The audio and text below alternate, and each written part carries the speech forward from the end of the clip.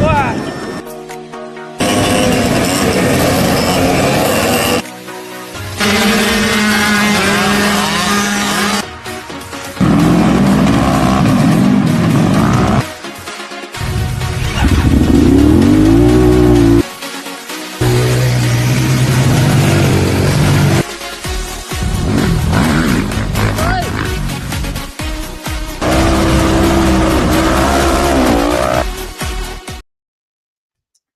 Welcome. I'm Chris McKean. And I'm Andy Kiner. We're all about cross-country racing, and usually it starts with 10 seconds. But not in Iowa. In Iowa, it starts with 10 seconds. Hands-on helmet. Ah, gotcha. Hands-on helmet. It takes you about 10 seconds, though. Yeah, it does. You are pretty slow getting them off the line, so more like 20 seconds for you. Especially when you can't get a hold of scoring. Okay. Let's have that. Shots fired already, so we're done, right? Yes. It's been a couple weeks. You have a nice week off? Yeah. Yeah. Went on the tractor ride with my dad and cousins and had some getaway time. Yeah. So we were planning to do a podcast. Brock was going to join me, but man, I was sick for about a good week. You just kind of wasn't feeling very good, and so I apologize, but nobody wanted to hear me cough 24/7, and I just no energy as well. So it's good to kind of take a week off, recuperate a little bit. You sounded like crap that night, that was for sure. Yeah, it was pretty bad. Just I thought it was a sinus infection, allergies messing with me, but it was full on sinus cold. So, yeah, crazy. So, what else is going on in your neighborhood? Get some enough rain? Enough rain? Oh, we got some pretty good rain last night. Yeah. And today. It's going to rain all day, but it's going to rain all week, I'm hearing. So there's some things that might get canceled this week. We're trying to get our last softball games in. When you say cancel, though, it's not the races. It's other stuff. Yeah, other stuff. Okay. Other sports. Yeah. Which, gosh, we're already doing football. So boys are already playing summer 7-on-7. They've started. So keeping us busy. Yeah. Huh. Crazy. It's coming up fast, isn't it? Yes. They won't have a summer. I think they're playing either practice weightlifting or actual games. Crazy. So, yeah. What else is new? Nothing. Just trying to get used to the weather. It seems like it's hot, cold, and work's going good, so can't complain at all. Trying to keep up on some of the racing outside, with the GNCC and all the guys we got racing it. And it's been a long layoff, I think, 5 weeks? Yeah. Probably needed for some to get some stuff fixed and everything, and hit her hard again coming up. So, yeah. Kind of a little break before we go right into session 2, we'll call it, or the back half. A lot of things coming. Yeah, it's kind of the busy season. We got like 3 tiers, It's like 3 seasons for us. We go pretty good at the beginning, and then we get this little break, and then we hit everything with the Heartland and State Fair, a couple races, and then we get another little break, for, what's that, about 4 weeks, I think it is. Mm-hmm. That'll be the much-needed break, and then pop right back into 2 last races now. Schedule changes only in September. So it's going to go quick now. You're going to be giving me a call saying, hey, we're almost done. Can we have another race? Yeah. Well, we'll see. I think we need to have a winter race. We need to have a frostbuster. You know me, I'm good to have a race anytime. It's just whether or not I can get the help when it comes to might be 30 degrees out, I think my wife would be the first one to back out on me. Yeah. She don't like the cold being out there.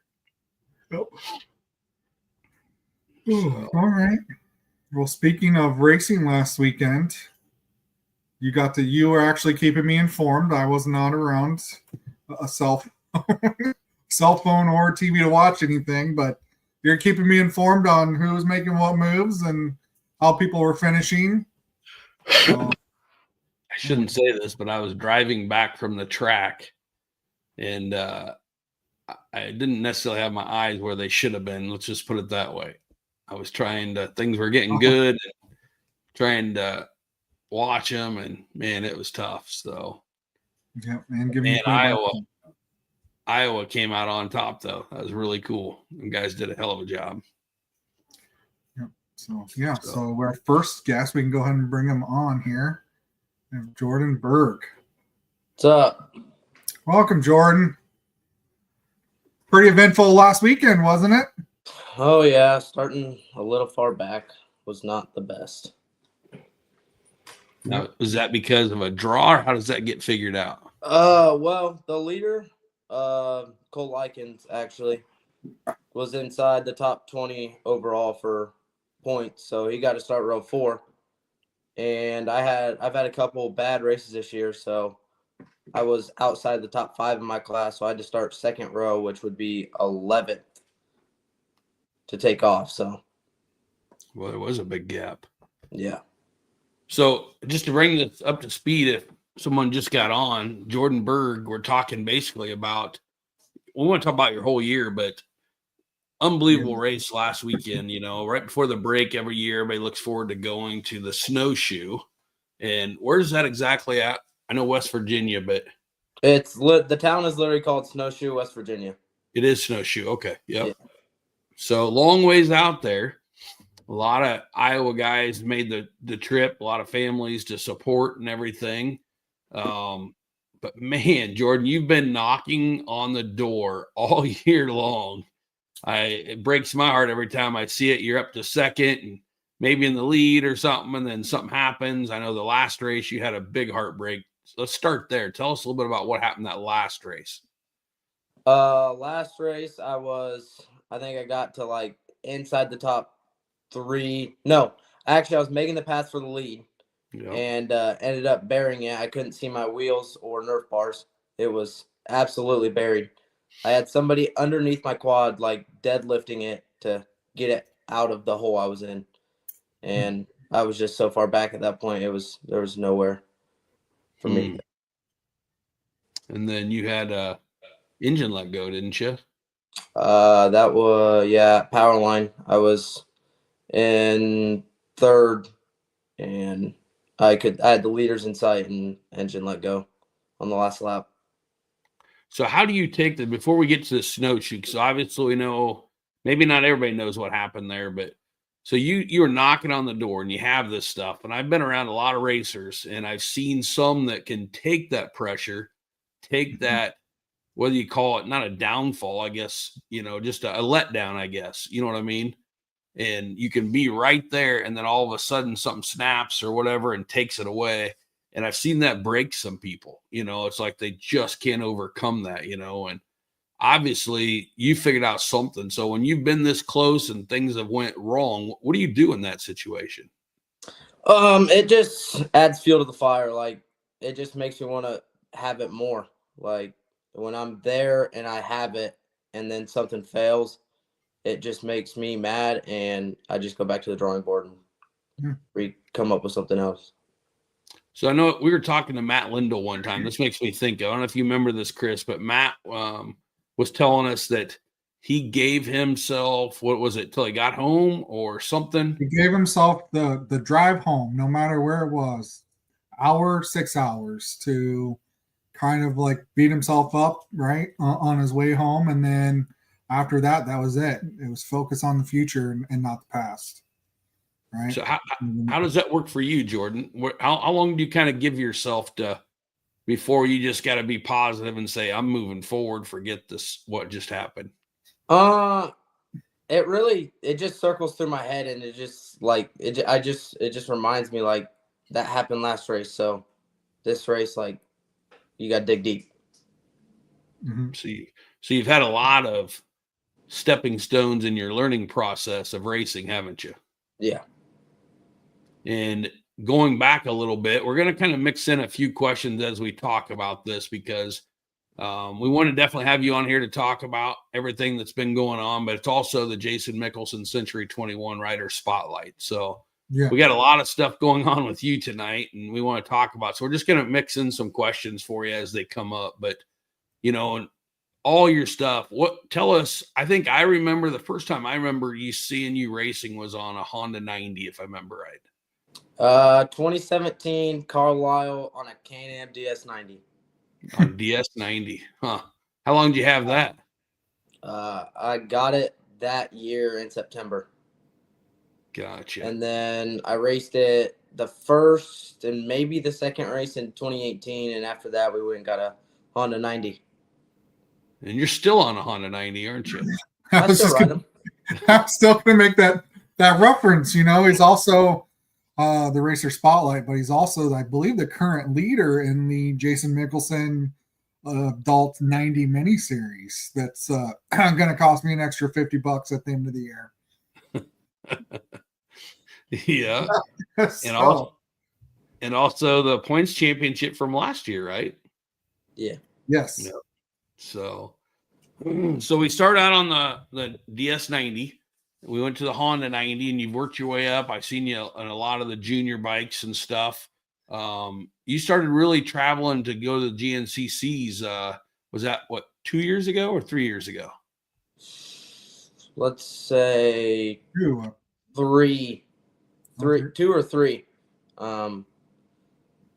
I didn't get to run a full year, and I started in 21, but I didn't get to run a full year. I ended up like round 4, I made it to, and then I went over to an ICR and broke my arm and destroyed my season. So 21 was a bust, and then 22 I ran YXC1, and then ever since then we've just GNCC was our main focus.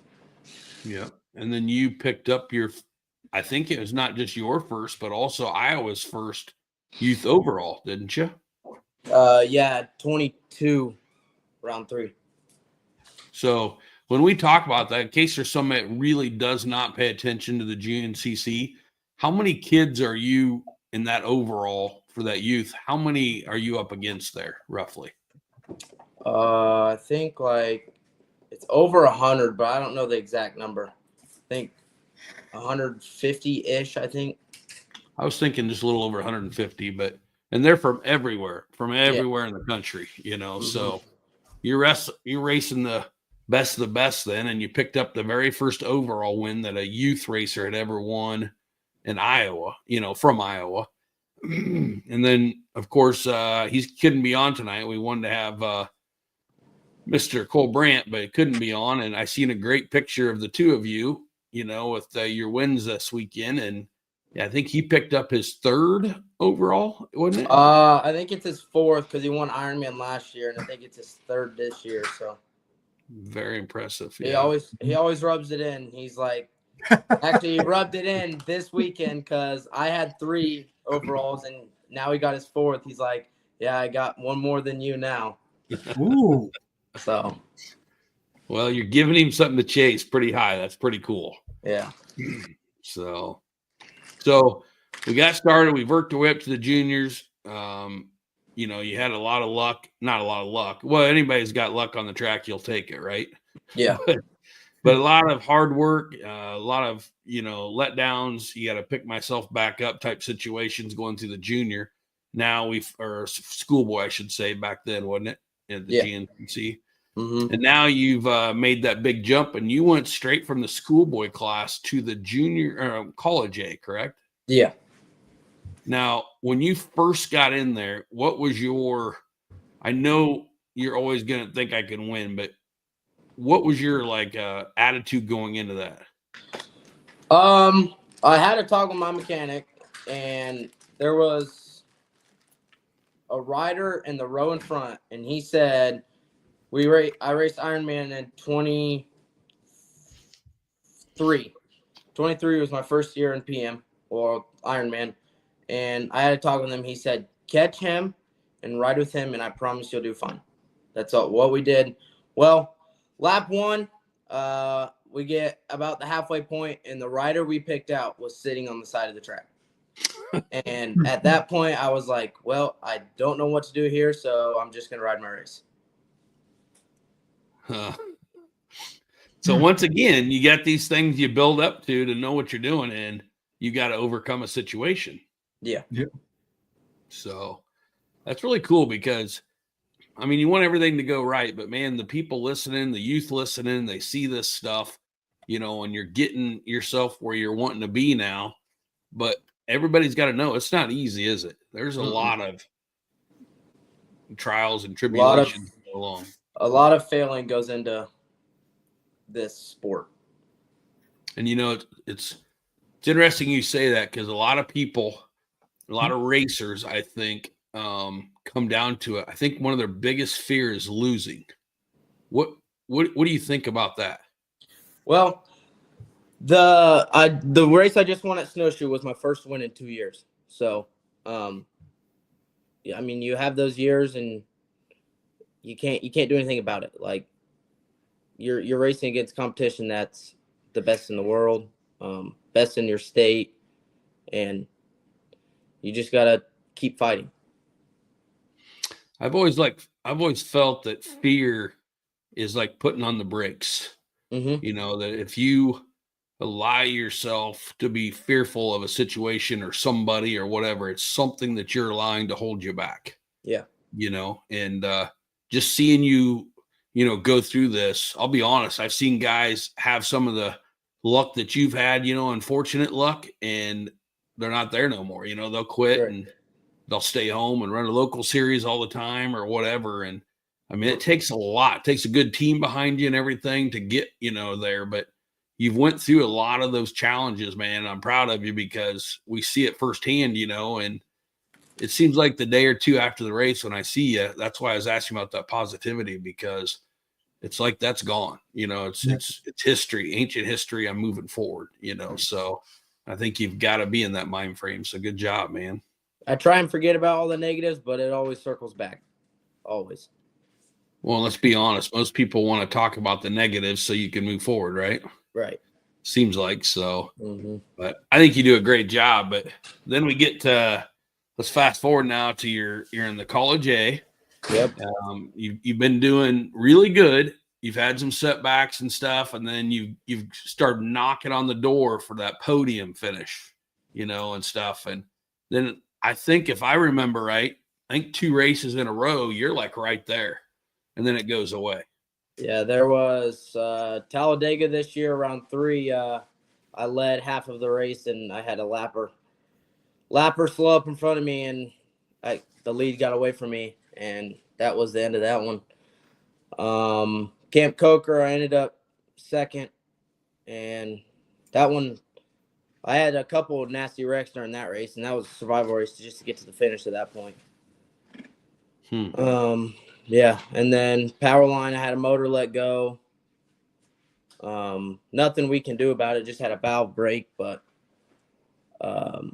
then Mason-Dixon, I obviously got stuck, and then Snowshoe, we finally got it done. So let's move on to Snowshoe. Walk us through. That's a place I'd love to go sometime. I think anybody listening or anybody out there racing, that's on their bucket list, to at least go watch, if not race, Snowshoe once, right? But let's break it down, because there's so much stuff. It's not just a race, is it? The race. I'm gonna say it's a party and a race breaks out. Right. That's what I'm gonna consider Snowshoe as. Like, you're up on a ski village. A bunch of West Virginia people are there. Like, there's probably more spectators there than there is racers there, for sure. Thursday night there's a party. Friday night there's a party. Saturday night there's a party. Sunday night there's a party. Like, the party never stops. It's people everywhere. You get to start on a road, which is cool. You get a race up and down a mountain. Not many people get a race up and down a mountain. Like, the terrain is different. sometimes the track is scary. Going down the mountain and the ski slopes, like it gets a little scary sometimes. But yeah, the rocks. I'm not a big fan of the rocks, but I always seem to do good at snowshoe for some reason. But yeah, snowshoe is just one of a kind. So it all starts when you get there, though, doesn't it? Yeah, we ended up getting there like Wednesday afternoon we brought the motorhome just to get a spot. Like there's not very much parking, so you got to get there early and try and get a spot. I mean, the mountain opens like Wednesday at 9 a.m. for GNCC spectators, so people just roll in there. And I've seen some pictures. It looks like it's not your normal parking. It looks like you are literally right on top of the vehicle next to you. Oh, yeah. Yeah. Just got you crowded in there like sardines, huh? Uh-huh. Huh. So you've got your spot then. What's a typical, because I keep hearing that snowshoe is just so different than the rest of it. You know, what's your typical thing once you get there? Like, is the sign-in different? You know what I mean? Is it easy to find stuff? It's like there's a town on top of the mountain. So like it's called the Village, and they put like everything like around the village. So like there's a town with restaurants, shops, there's a Starbucks up there, and then you got the Specialized trailer with the e-bikes, and then you got the merchandise trailer, and then right down the hill from that, scoring. I actually don't even know where registration was this year. I didn't even go up there and get my stickers. Somebody else did. They ended up putting my motorhome, but yeah, all kinds of sponsors got their tables and everything set up like right around the village. So like it's just a bunch of people walking around riding e-bikes. You got people everywhere. That's what it looked like. So you're signed in, you're ready to go. How do you focus with all the partying going on like the night before, the 2 nights before, you know, to get your sleep and get rested up? We try and park away from the party so we don't hear it, but try and be in bed by midnight, and from there just wake up the next morning. And obviously I got my sister racing, so I'm at her start, watch her race, and then you got the AM race, and you're watching how the track changes, what the riders look like, what the machines look like, and then you just mentally prepare yourself. So how soon do you have to roll? Your race starts at 1 o'clock, right? Their time? Yeah, at snowshoe, yeah, 1 o'clock. So how soon do you have to roll into that starting on the street in order to get everything lined up? I'll start getting dressed at noon, right after I eat my lunch, and I'll go to the starting line, and usually they'll have us sit on the road, but I was late this year and everybody's already lined up, so I was the last one to my row. So Jordan, you mentioned that you ate lunch. What do you typically eat before a race? Well, I eat Eggo waffles with syrup. Carbs, and I tried to drink as less as I can so it digests the fastest. Okay. Huh. And is this something you just acquired, or is this something that I've got a really good buddy in North Carolina, and it seems to work for him, so I've had no issues with it so far. I can't eat a lot on race day, but see, the Eggo waffles they taste good, so I just eat them. Gotcha. Nice. Interesting. Yeah. So you get lined up for this, and explain to people how that lineup actually works. Like how many people, where you're at. So it's 5 per row. You got the pros, the top 5 pros.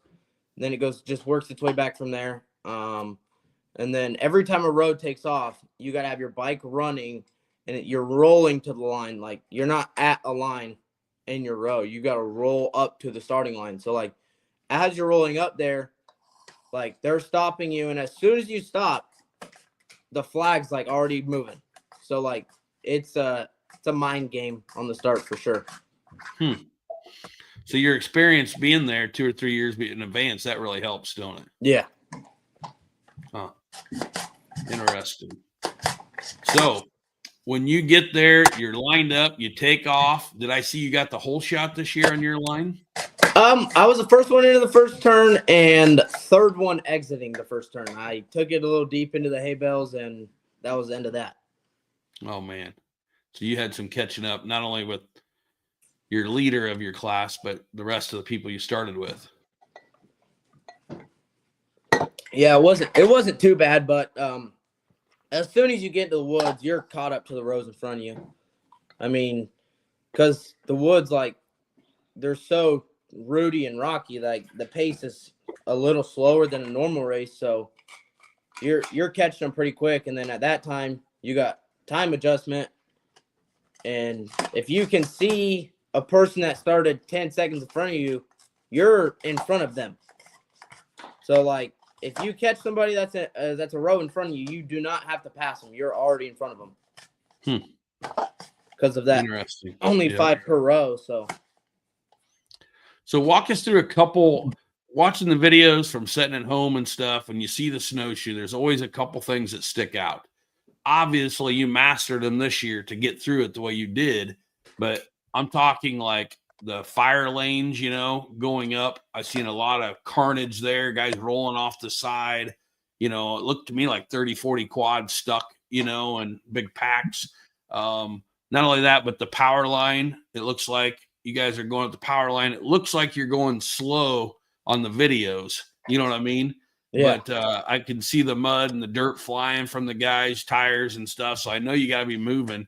And then finally, tell us about Howard's Hole real quick and how you manage that deal. So one of my best friends, Harrison Lindsay, he might be coming to the next race actually in Cahokia. So not this weekend, but the next one.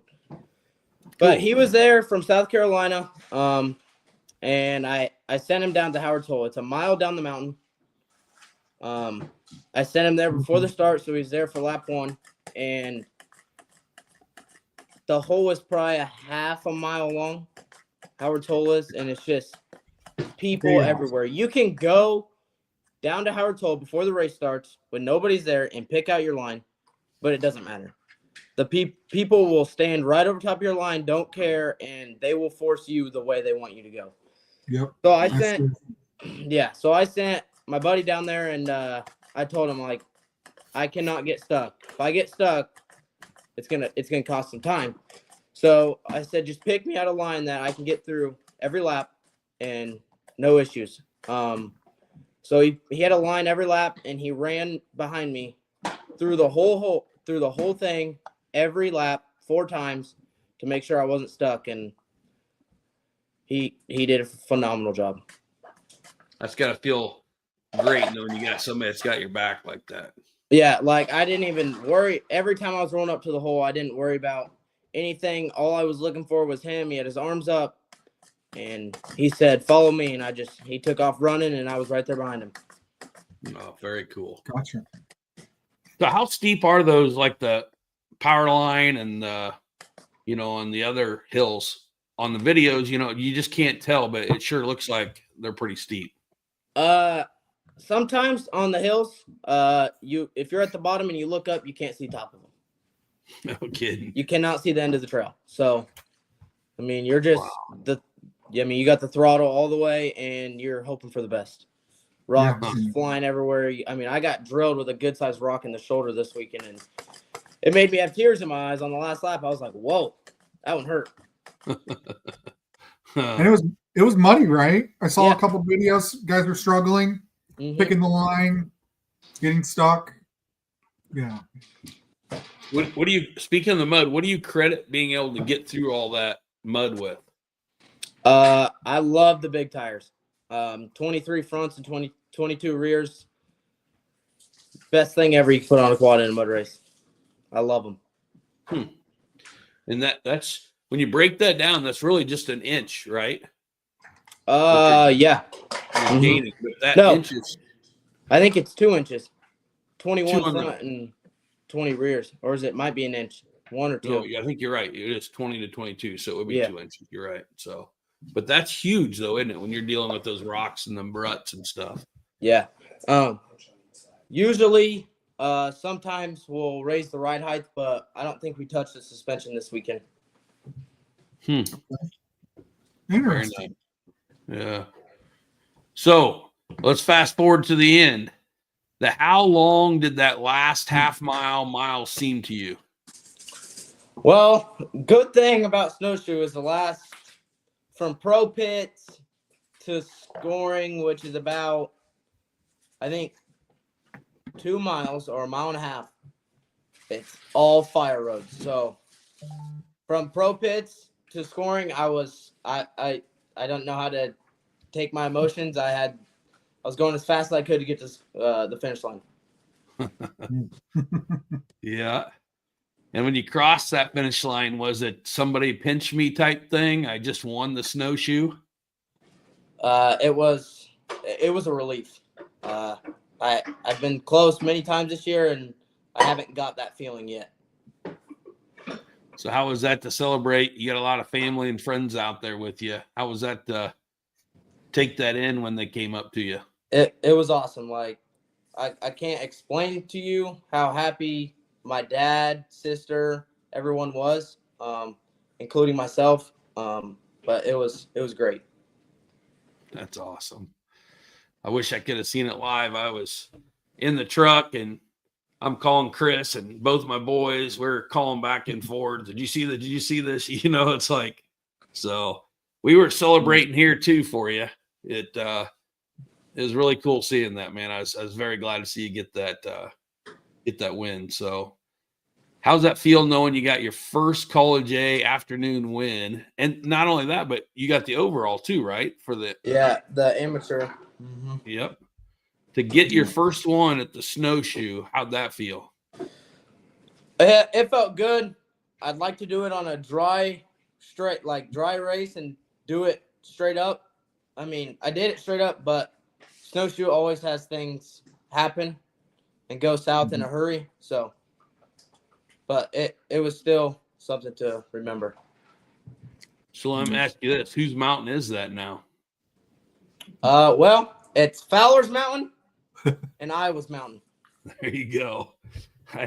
I seen that picture with you guys, and obviously we haven't talked about Cole, but Cole won the overall again for the youth there, and to have two of you guys win that was, man, it's just awesome, So I seen that poster or that post you made with Iowa's Mountain. That was pretty cool. So huge representation from Iowa out there, man, and we can't thank you enough for doing what you do. You and your team, the whole family, everybody that goes out there each time and are fighting for this.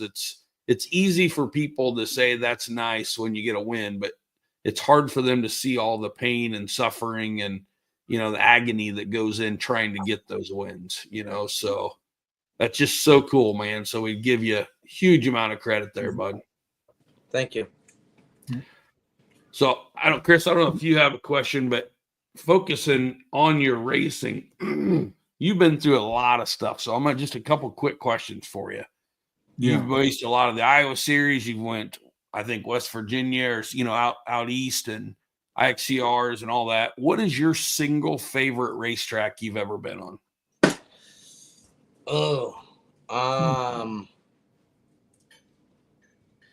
I really like Big Buck GNCC. That's probably one of my favorite tracks we race.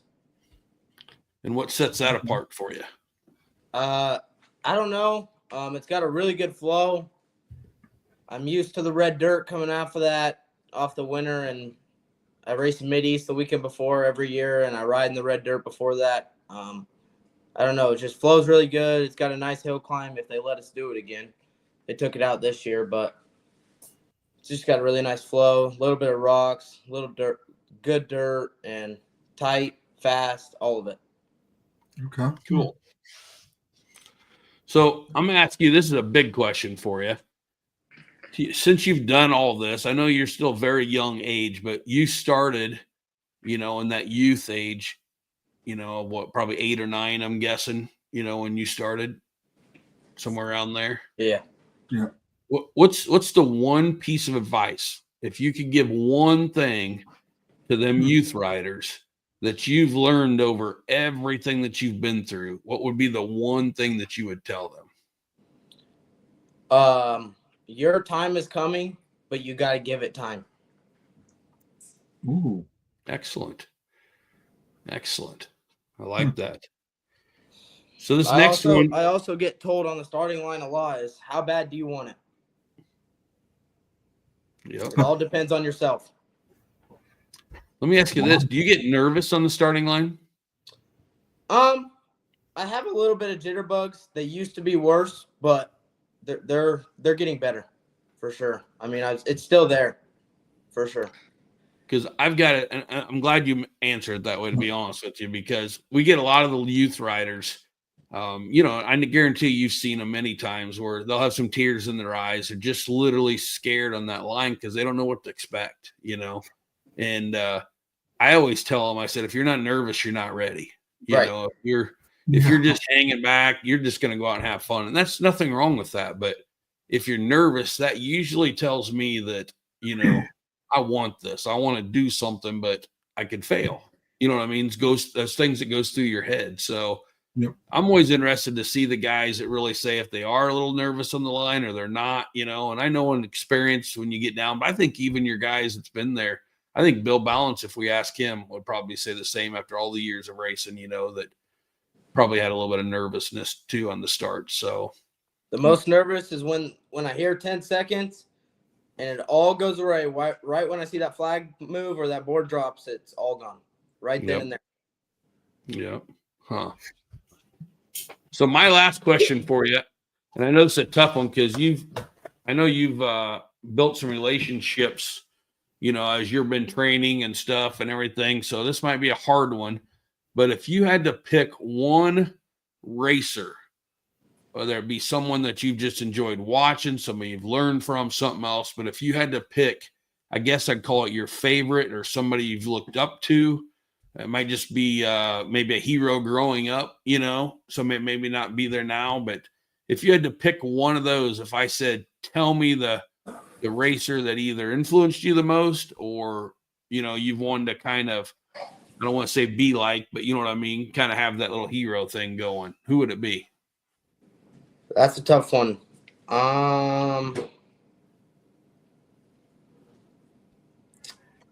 I would probably say Jay Shadron.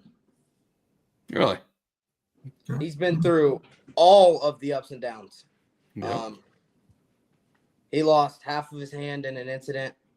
Then he came back, was racing with one hand, down training in Florida, and a motor lets go on a face of a jump, and ankles, legs break, all of them. And now he's just back-to-back podiums. So I trained with him a bunch this winter. I actually stayed at his house. He would probably be number one. Okay. I don't blame you there a bit. I would look at him and say, talk about somebody that doesn't quit. That would be right there at the top. So very cool. I know I set you up for a no-fail answer, I think, there, because you've had the opportunity to deal with a lot of them and be around them, especially with what you're racing now. So a lot of them I know has influenced you, but I was just really curious, and it's a good story that you put out there. So I think that's really cool. So yeah, I know there's so much to kind of talk about, Jordan, but we're running a little short on time to get to our next guest here as well. Just one question for you, Jordan. You've raced 2 races, kind of started our first round on the line, but you've won Fort Dodge and also Corridon. How's that kind of set you up racing GNCC and all this other practice that you've been doing down south, set you up to succeed in our series as well? It gives me some confidence, but I just when I go into an Iowa race, I just want to have fun. I'm there for seat time and have fun. That's all. I honestly don't care about winning. Like, I just want to get better and have fun. Okay. And there's no pressure, right? No. Just no pressure. Just, I agree. Just out there, and half the time that makes the fun makes it easier, don't it? Right. Yep. So okay. Cool. Well, Jordan, man, it's always great to talk to you, but man, I don't think either one of us have time to tell you how much we appreciate and congratulate you on this last accomplishment, man. It's just huge. So I know I've told you several times, but once again, congratulations. And, I don't think we could find someone better to represent Iowa. So thank you very much, bud. Thank you, guys. Yes, thanks, Jordan. We'll see you this weekend. See ya.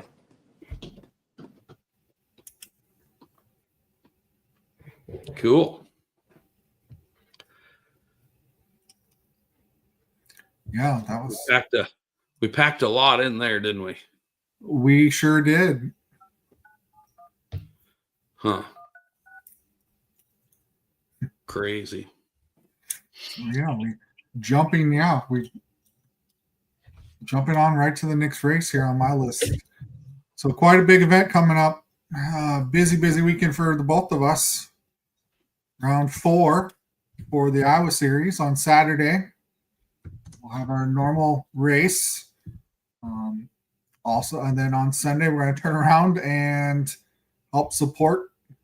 Don't want to say we're going to run it. We're going to support it, right? We're supporting the Burlington Valley Dusters Club with their dirt bike race, right? Correct. Yep. Yeah. They are building everything. We've had a lot of them ask us and about how we're doing this, and we're doing it by the Burlington Valley Dusters are out there. I was down there Saturday, and they were working on the track. It's really cool. It's great to have them up there, and looking forward to it. Yeah. So in addition to the 4-wheeler dirt bike, it's also going to be a national qualifier, correct? Yep. Exactly. So this is the NRA qualifier. We've had a lot of questions on it, so that's why we were definitely asking him to come on tonight. So we're looking forward to having Chad Walker on here. Yeah, so let's go ahead, and he's sitting here, so we can go ahead and bring him on, and we can kind of talk through of what to expect this weekend. Sounds good. Welcome, Chad. Yes, thank you very much for having me. Hey, Chad. How we doing, Andy? Good. I don't think I've gotten to see you unless you're at the track sweating or talking or something, being busy. This is kind of nice to have you relax at home for once. Absolutely. It's either been muddy or extremely hot this year. How many qualifiers have you had already? I think we've had 11 qualifiers right now. It's been a busy year. Wow. Yeah, and I remember when you first called me about this, 3 years ago, I think it was? Yeah, this is our 3rd year for it. Yep. So 3 years ago, you'd called me, and when you started telling me about this race, I don't know if you remember, but I'm like, why hasn't somebody done this sooner? Absolutely. It was just a great idea. I love the concept of the whole thing. And to tell you how much, Chris and I talk about this all the time, but we've been trying to promote this for you for the first 2 years. Now this is the 3rd year. In the first 2 years, you actually had it on one of our race dates. Yep. And we were still, hang on 1 second. Hey, I do apologize. I got to take this really quick. Give me 10 seconds. I know we're on air here, but really quick. It's a sponsor, so I want to talk to him really quick. Jason, what's up? So, Chad. Go with the flow. It's what we do around here. That's so right. I'll say that I got your lovely package. So awesome. We know that you won't be in attendance this weekend, but we're going to go ahead and I'll help you out and get everybody registered that wants to register for the national qualifier. Can you tell us a little bit about where it's at this year? So we've moved it. It was in Springville, Indiana. I'll make that announcement here in just a second. As far as Springville, Indiana, phenomenal layout as far as parking, amenities, but the track was a little worn out a little bit. So that's the reason why we had moved it to Sparta, Kentucky. Because with Springville, Indiana, we had water and electric hookups for at least 100 individuals. So that was great, and just perfectly flat parking throughout. But like I said, the track was just a little worn out. That's why we moved it. Parking in Kentucky is still pretty good. It's rolling. Plenty of places, probably close to 80 to 100 acres of just parking. So just a phenomenal layout for the National this coming year.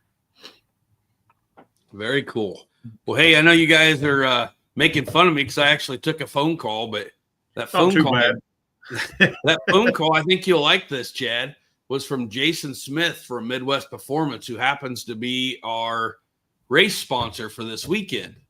Awesome. And Jason's a huge supporter of the sport, and he just told me that any new racer that signs up this Saturday for the ATV side of things, any new racer that's never raced with us before, he's going to cover their entry fee.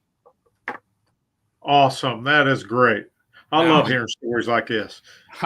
I ain't never heard of that before. That blows me away. Hold on. Any new racer? Yep. Get this right. Somebody that's never raced with us before. And I even told him there, I said, man, I know we've got some new guys, at least 5, 6, maybe 10 that I know of coming this week that's never raced with us before. He's like, I don't care. I want this. I want to help grow the sport. And that is a dealer right there that I can interrupt for. Yeah. And say, that's not someone waiting for you to come into the store. That's someone out there creating, this stuff. And, man, I can't tell Jason and Midwest Performance thank you enough. And to happen on a NRA qualifier, I'm blown away here. So yeah, Jason, I appreciate it. Thank you. Yeah, that is awesome. Normally I wouldn't take a phone call, but when I seen it was Jason and we're on live podcast, I had a gut feeling that I better take this. So that's really cool, man. Awesome. So let's go back to yours. I didn't mean to interrupt. About where it's located at. So we're just kind of starting there. Did we figure out did you say when the date was, Chad? It's August 2nd, 3rd. It's in Sparta, Kentucky, which is roughly in between Louisville, Kentucky, and Cincinnati, Ohio. It's right off the Interstate 71. And when you do get off the interstate, it takes you 1 minute and 30 seconds to get to the track. 500 acres there, just a beautiful facility. Wow. Now, Sparta, wasn't there a GNCC there before too?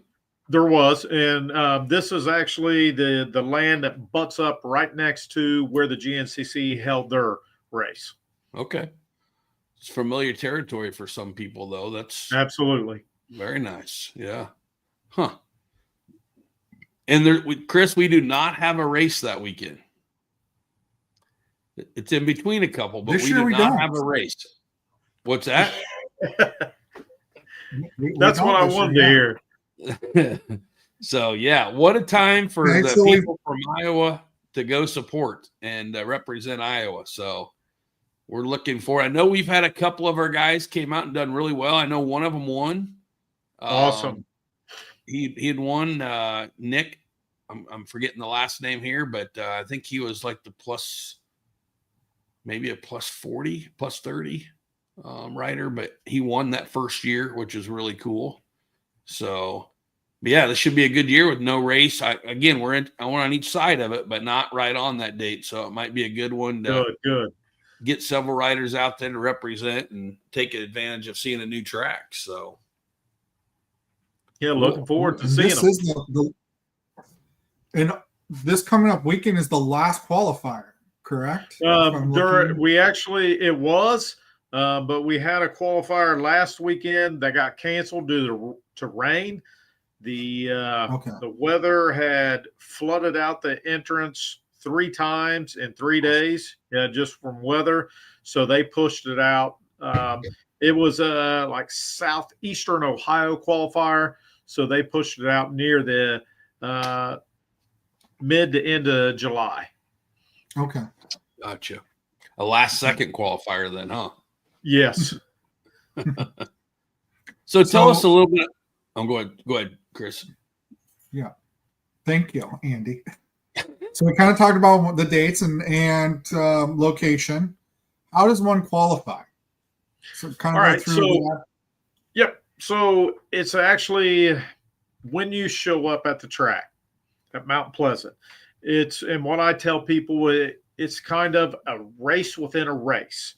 So, first and foremost, you sign up for IATVHSS, whatever class you ride for them.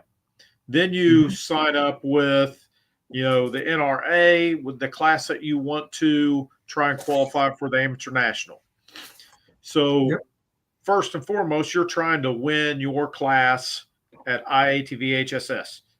Then, in the same aspect, you're trying to get top 5 of those that signed up in your class for the NRA. So, to qualify for the national, you're competing against, when you fill out the form, you're trying to get just the top 5 of the ones that signed up in your class with the NRA. And that qualifies you for the national. One race, top 5, and you're in. And you have several classes compared to like most series, right? Yes, and that's the biggest. I'll say it was one of my biggest hurdles in starting this. Was there's not one promoter that has the same classes as another promoter. Yeah. And, from the wood side of it. Well, the motocross side, they're pretty consistent, but with the woods, the classes, the names were different, the ages were different. So that was my one big hurdle. And it's flowed pretty seamlessly since we got it rolling. Because as we even had 3 different rows take off at one qualifier trying to compete for one of my classes at the NRA. And it goes off your elapsed time and laps. So if you're looking at the overall sheet, because your time starts when your row takes off. So when you go off the overall, the person actually out of the 3rd row didn't beat the person out of the 1st row, but he got 1st place just based on time and laps. And that's how we break it down, by your overall time and laps. Gotcha. Yep.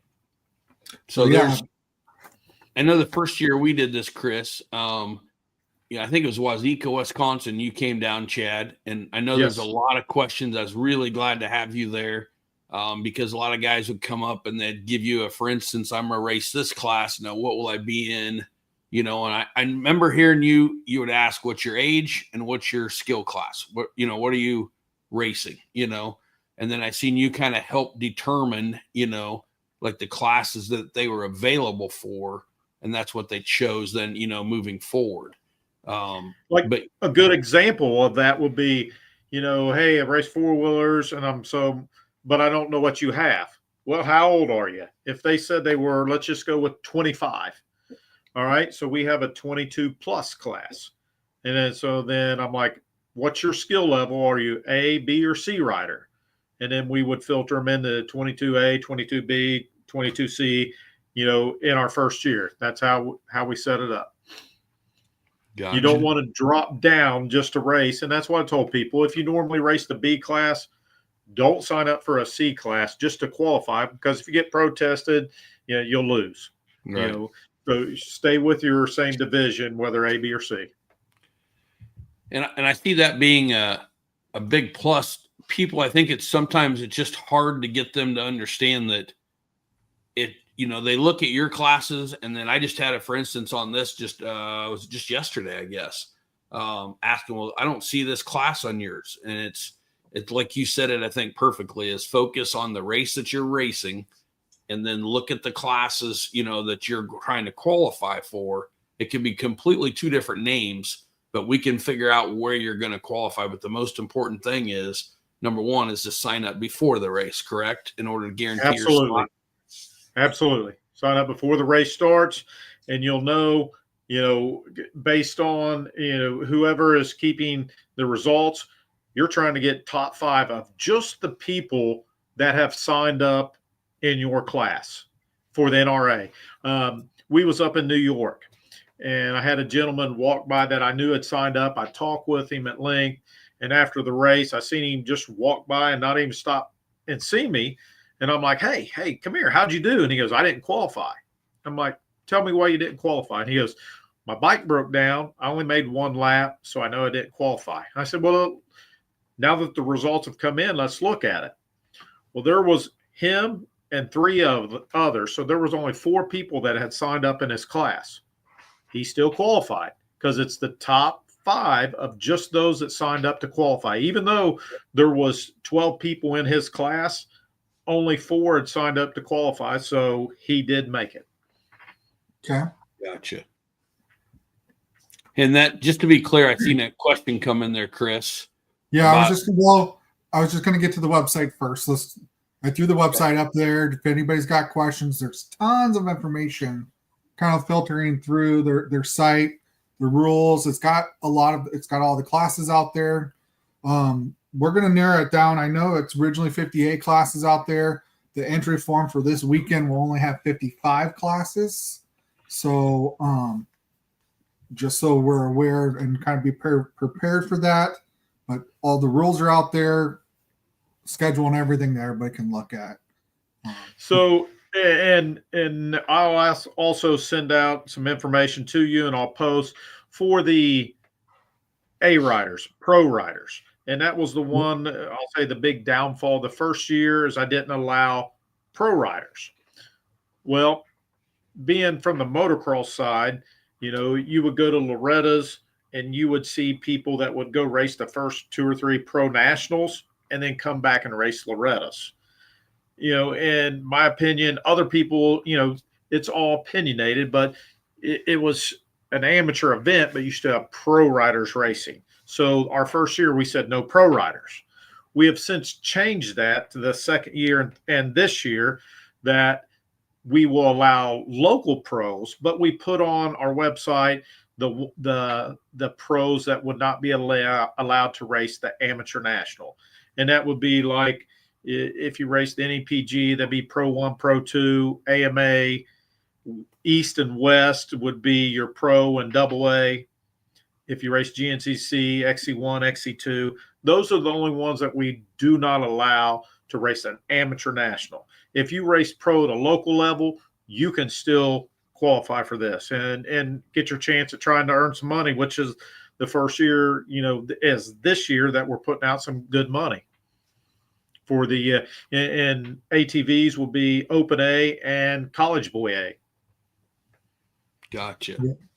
So I've seen another question here. You're asking if 4-wheelers and dirt bikes. So it is both. We have qualifier on Saturday for ATVs, qualifier in addition to the dirt bike race on Sunday. So both days, both classes can qualify for the national amateur race. And I think just to clarify that question too, Chris, so everything that we're talking about tonight, nothing is geared just towards 4-wheelers. It's the same for the ATVs and the dirt bikes as far as the way you're qualifying and the class setups and stuff. So, yep. So now this is the question I see: can an A rider qualify for 30, 40, or 50? Depending on if it's bikes, we have a 30A, a 40A, and a 50A. If it's quads, we have a 30A and a 40A. Okay. So, and Joe's friend here can qualify or sign up for either 30A or 40A. Correct. They can. Now, we were talking previously. We don't have to sign up prior to the race, correct? So if an ATV guy came to me Saturday afternoon, he could sign up for a qualifier race as well. So they just need to sign up before they go out and race. Okay. Because you don't want to. Let's just say 6 people signed up, 5 people signed up for one of the NRA classes, and you've already handed out your qualified passes showing you made it. And then you're like, a person comes up and goes, "Oh, I didn't know about this. I want to sign up," and say he won it. That would knock somebody out of a qualifying position. That's why you sign up to try and qualify before the race. Okay. And it's only $20 to qualify. That's it. We keep it minimal. Very nice. Cool. You got a couple other questions there, Chris? I do here. Asking about a 4x4 class. We did not have a 4x4 class this year. For some reason, I don't know, the first year and the second year, just there wasn't much interest in it. As a true 4x4 class, we did have an individual, I'll say, was riding a 4-wheeler or 4x4 that signed up for an age class. So we allowed him to race that. But a true 4x4 class, we did not have one for 2025. Okay. Okay. But we reevaluate these every year after the end of the season. We all meet together, talk about, what was good, what can we improve on, what can we do better, what classes do we eliminate, what classes do we add. So, if there's a big interest, we'll gladly add it back in. Nice. Cool. So walk us through, I know, I'm guessing, Chad, I know you're not going to be there Saturday. I think Chris is going to fill in for your shoes. Yes. But you're probably going to be available by phone if there's a major question or something. Yes, yes, absolutely. I'll have my phone on me. And so if Chris is doing the entry forms and there's a question, by all means, I'm there by phone, can answer any question. Because this is also one of the things that we've allowed this year is, if eligible, you can qualify in 2 different divisions.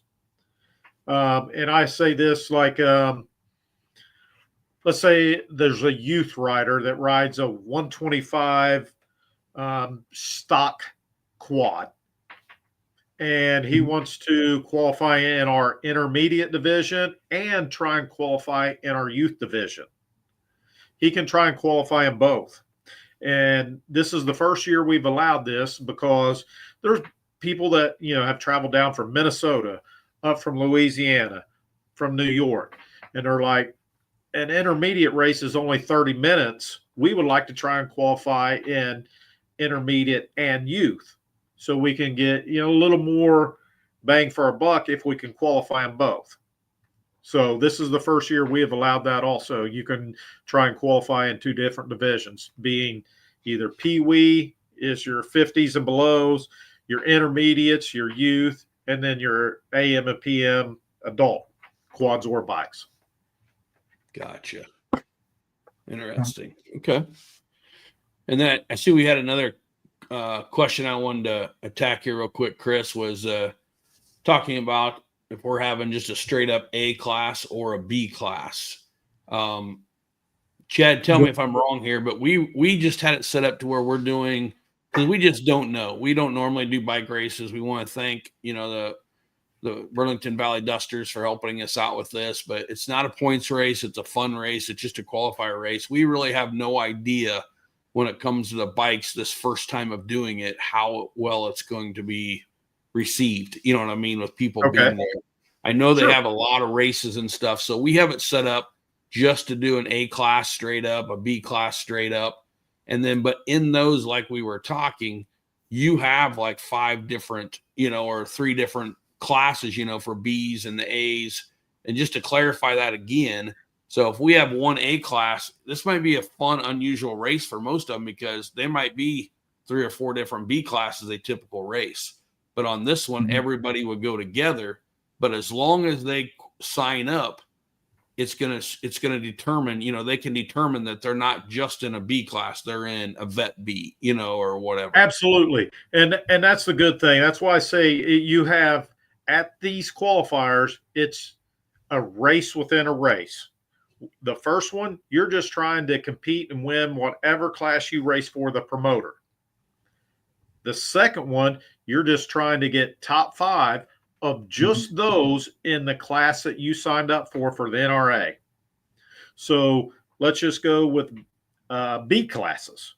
We have Open B, 250B, 30 plus B, 40B, 50, which is a 50 BC class. So if they just combined everybody together, that's fine. And me personally, I'm not really worried about what you get for IATVHSS. If you win it, that's great. I'm just looking from my side. Are you top 5 in your class that you're trying to qualify for the national? So if you combined all the A riders together, you can, that's great. It can be open A, 250A, 40A, 50A. You combine them all together, and they're competing for IATVHSS. But for me, they're competing for their individual class, just trying to get top 5 to make it to the amateur national. Yep. So in our situation, our bikes, I think it's awesome. I'm excited to have them there, on Sunday, but it's not even a points race. So it's literally a fun race to come enjoy, race maybe head to head against some people you don't normally get to. You don't lose any points. You don't gain any points, but you have the option of qualifying, the opportunity to qualify for the NRA, the national championship, and go represent your state or your region or your district, that you've taken. This isn't something this only your 3rd year. So this is a huge deal to me to be able to go get that and chase that, like you and I've talked, kind of like the national or the Loretta Lynn's qualifiers and stuff, going to Loretta Lynn's for the national amateur championship, and to be able to do that for ourselves in the cross country championship, I think it's just a great idea. And man, to me, it's not a lot of pressure because you can have fun, but how cool is it to say, I'm going to go represent my bike series, and around here, our biggest one, and I think really what I call the only one in our area is the IARA, and right. For them to go represent them guys, or our ATV guys go represent the Iowa ATV Hare Scramble Series, I'm taking a lot of pride in being able to send them guys and have them go and enjoy the opportunity that a lot of people haven't been able to do. And I just had this conversation, a week or so ago when I was up in New York, and there's some people that have qualified. They think they're very good. They win up in New York all the time. And they said, hey, all I hear about is these Indiana kids winning. We want to put our New York kids up there and see if we can beat those Indiana kids, is exactly what they said. And that's the fun part. You're used to your area and doing well in your area. How do you stack up against people from Iowa? How do you stack up against people from Louisiana? Put them all together and see how you do. Yep. That's the fun part of it. You're racing against people that high caliber from all over the nation. Yep. And I'll tell you, Chris will slap me here. My wife will definitely slap me. She just texted me, so I know she's not watching. So I'm going to slip this in, because this is a race that I'll be straight up. We don't know how many times we're ever going to do this, Chad, because you and I have talked. I have no idea. I'm not the guy that people follow for the dirt bikes. We used to love go racing them when my kids were younger and stuff, but we do not want to be that person that's looking like they're coming in to start taking and doing bike races. There's a great foundation opportunity here in Iowa, and that's IARA for bikes. I think we have a great foundation and opportunity here for our series running the ATVs. But if this was to work, if it doesn't work, I'm going to tell you right now, we probably won't try this again to do 2. But my hope and praying, like you and I have talked, we have so many dirt bike riders. I've been to their races. I see it. I see how good some of these guys are. The youth all the way up to the vets, that's been doing it for a long time. My obvious goal here, some people ask me, why are you doing this? Well, it's just such an opportunity. What you've dreamt up here and done is something that, like I told you the first thing, it should have been done a long time ago. Lots of times we only talk about our pros, and it's those amateurs and the youth and stuff that's fueling the sport, And I'll be honest, my hope is that we have so many riders, it's not even going to be funny. And when I say that, it might only be 100, it might be 200, but wherever it is, it's enough to get us over that hump that we can join forces on this race. And it might be something that, that heck, I'd love to see it in a year from now. We're doing this race and we've got enough people coming that we know it's for fun and it's not a non-points race, that we say, my God, we want to support our guys to go do this race. And if you're going to race, you qualify from our race and you're from, our area or whatever, maybe we'll be able to afford to pay their entry fee, you know what I mean? Or do something, whether it be shirts or, or something to really boost this thing up and say, when you're there, I want you to understand that the Iowa series, whether it be a bike series or the ATV series, is sending you to represent us, And you just had one right on there, Jordan Berg, Yep. Great person to be, hopefully qualifies this coming weekend. And whether he's racing College Boy A or Open A to win more of the money, representing Iowa right there. Yep. Nope. That would be really cool. So there's nothing I'd like more to see, maybe it's something we commit to making a poster too. If we get some wins, and we show these guys, hey, these people represented Iowa and we're proud of them. And, whether it be bikes and four-wheelers, and we have this thing once a year to just blow it up, and maybe we got to commit to not doing a race on your race. How's that? That would be awesome. That'd be awesome. Now, I do have a question. Have you had any calls from anybody out of state that has been interested in the qualifier? I've had calls from Missouri, and I've had actually, when I say a lot, I'm going to say 5 or 6 calls from Minnesota. So I don't know what are the closest ones for them, but I want to say that's it. I don't think I've had anybody from Illinois, but maybe one. But I know I've had some from Missouri, and I know I've had some from actually early in the game. I had a couple ask me about it from Arkansas too. So probably affiliated with that series down there. So, but I know the Illinois had some questions, and I referred them to your website. I think even gave one of them your number to maybe reach out if they had some questions about it. So, and I think they were actually all dirt bikes. The Missouri guys and maybe Arkansas were ATVs, but I'm pretty sure all the Minnesota guys was actually on dirt bikes. So, and that's the big thing that, I was bringing to the table is, like last year, we had 11 qualifiers. Out of the 11 qualifiers, 7 of the 11 qualifiers was record turnouts for that promoter.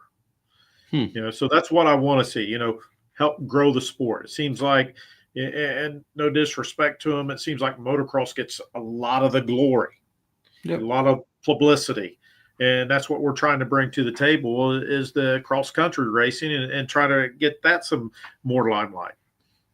Yeah, no, and it's such a spectator friendly compared to cross country, it is. We see that, and like I said, I could keep saying this over and over and over again, but I think until people actually see how cool of an event and how cool of an opportunity it is, it's kind of hard to, especially if it's a non-points race, for us, for ATVs, it is a points race, but still to gather that and say, this is like a huge opportunity, it's cool. And when people buy into that and see it, it's neat. I wish I could have I should have thought about this and got a rider that won that first year in here to talk about it. And I'm pretty sure we had a youth and maybe another one that did pretty good out there too. But just see their experiences and get the idea of, what they thought after they went out there and kind of, you build this up in your head, but you don't know really what it's going to be. And right.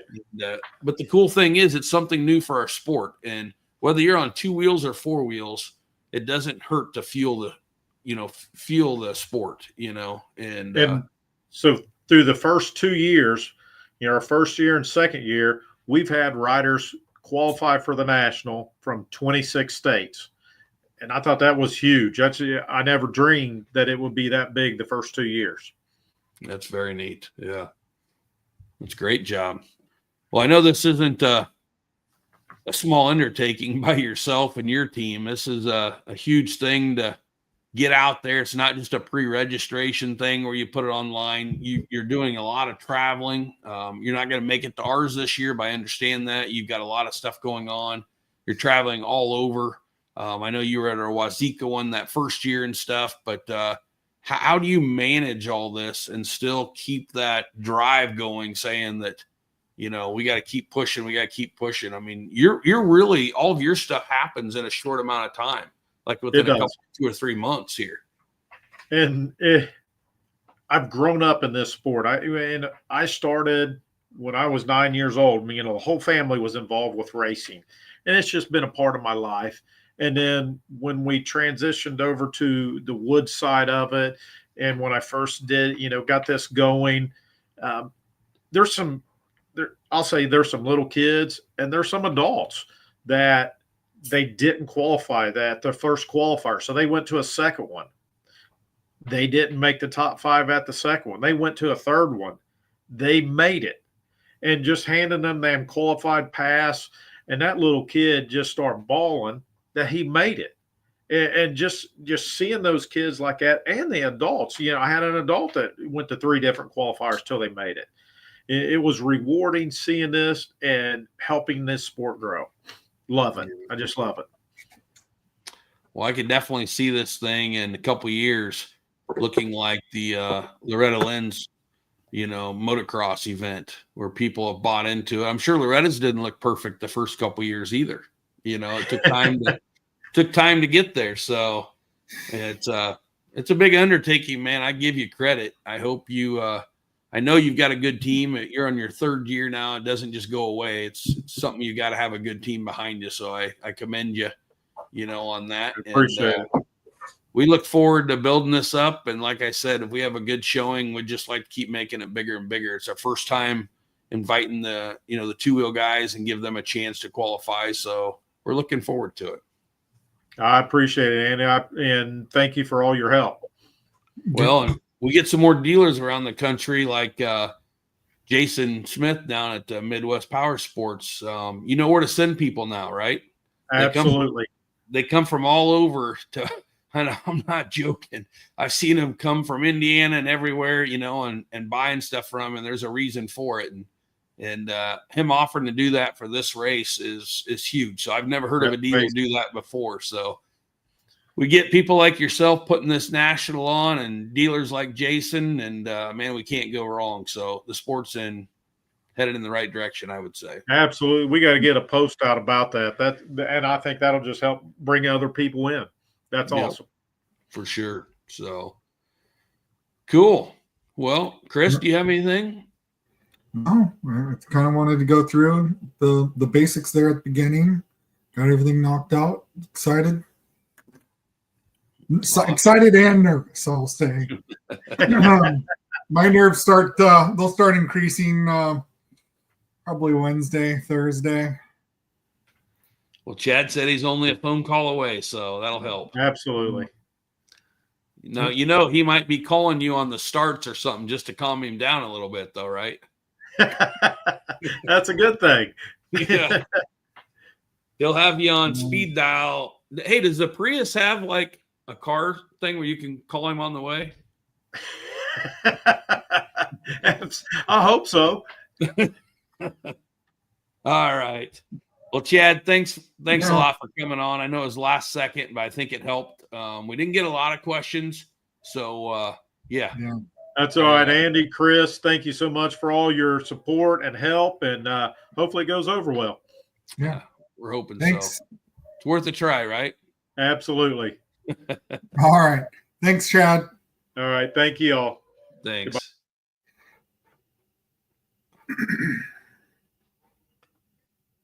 I agree with you. I'm definitely nervous on this deal, but it's just because it's something new. Like, Berg said that, he's nervous. I think, some nervousness is good. Yeah. For sure. Well, when we first started this, Chris, there was a lot of, talking about nerves. It wasn't nerves. It was almost like a heck no, we're not doing this, because it comes into a lot, and lots of times I don't give you enough credit, you and the scoring gals and registration, because, on the track, we don't see all the work that goes in behind, and we start talking about that and doing the 2 wheels, and I think we all love to watch them. My kids love to race them. We've got some riders that like to do both, 2 and 4 wheels. We have this opportunity, but let's be honest, after talking to you, and I know I was pushing pretty hard to get this thing going, and you showed me that, man, there's a lot of work for one race, and to be able to get a hold of the guys, at the IRA, they're not officially, doing this year, but unofficially, it's their riders. We want to make sure that we commend them guys on, on their riders that's going to be coming, and we know whose riders they are. We want to keep pushing people that way. And the opportunities like this, I think, is huge. And then, with them coming to do the scoring, with Sean Drake and everybody, we want to thank that whole team that's going to help us get this done. So yeah, from the track crew, I was talking with Bob and them guys down there last Saturday, and it's super hot, a day that I didn't want to be out there, and they're out there working. So, and Danny Graver, the landowner, it's pretty cool. And we got some neat stuff for the awards. I can't really tell you. We went to our last IRA race. I think it was Melcher Dallas was the last one we raced. My youngest raced that one. And I can't even remember what the awards were, but I hope they enjoy the awards that we've got coming. Spider Graphics does a great job. So the T-shirts look cool. We've already got the T-shirts, Chris. They're really cool. We got a new T-shirt for this weekend, more geared towards our ATV guys, but we finally got that T-shirt. Finally got it. Yes. wow. So I'm excited to see what people think. They might laugh or put it on a stake and burn it. Who knows? But I'm excited. We got a lot of cool stuff, and to see the guys on the two wheels be a part of our race family this weekend, man, I'm just get past the nervousness Wednesday when we head to the track. I'm excited. So yeah. All right, well, let's jump into it. What was this again? What did Midwest Performance do? So that was a cool phone call, man. Like I said, I normally would not take it, but I just had this little gut feeling with him calling, this time of night. So he basically just called and said, hey, I just thought of something. I want to do something to help this thing grow. And I don't know if part of it was maybe that, or he's huge with the youth. He loves seeing the youth riders out there. I know he does. But Chris, you've seen it 100 times at the posts. People driving from Indiana, from Ohio, from Missouri, from Minnesota, driving to him for some reason. Why do they pass all the rest just to get to him? And there's got to be a reason for it. And I think this is one of those reasons. We see him doing this stuff off the cuff, nothing planned, just always wanting to help the sport, whether it's a drag racing, a side-by-side, or building a big 4x4. He's been on the cover of Dirt Wheels how many times, Yeah. and now just out of the blue to make a phone call and say, hey, I want to support the new riders. So if anybody's starting this weekend, I want to cover their entry fee. And I mean, there ain't no way, some riders might think, first of all, man, I've been racing for 10 years. Why isn't he doing mine? It's fueling the sport. It's getting new riders out there. That's a huge commitment to make. And to do that at 8:00 at night, and just to, I think it's huge. I don't know if I've ever seen or heard of this happening before, and I know when we were talking, Chris, I think you can probably tell me better than I can, but our goal coming in this year was to hit 100, before COVID. Yeah. Before COVID, I think we were roughly 50 to 60 kids, and then 3-4 years ago, we started hitting that incline, and the kids all of a sudden, last year, I think our highest was like 82 or 83. Yeah. All of a sudden this year, we pop up to 96 roughly. Yeah. And we didn't know that coming in, obviously. At 82, when you and I talked about being our goal was to hit 100, that's a huge goal for a local series. That's huge to hit 100 kids. Yep. And all of a sudden for us to be sitting at 96, and that's kind of, we've been roughly, 86 to 96? I think we've been in 92 of the 3 races, haven't we? Yeah, we're close. Yeah. So close. So, for him to do that, trying to fuel that, and, man, just build the sport. And you've heard me say a million times, Chris, about there's 2 different dealers. You've got those, and I don't try to offend anybody, but let's be honest, our sport needs, these dealers that are willing to get up and do something about the sport, not just, write a check or something, or give prizes. It's somebody that's really wants to be a part of it and fuel that sport. And that's why we really did what we did, where we kind of closed our door on some of the dealers and said, hey, we're going to have our preferred dealer list.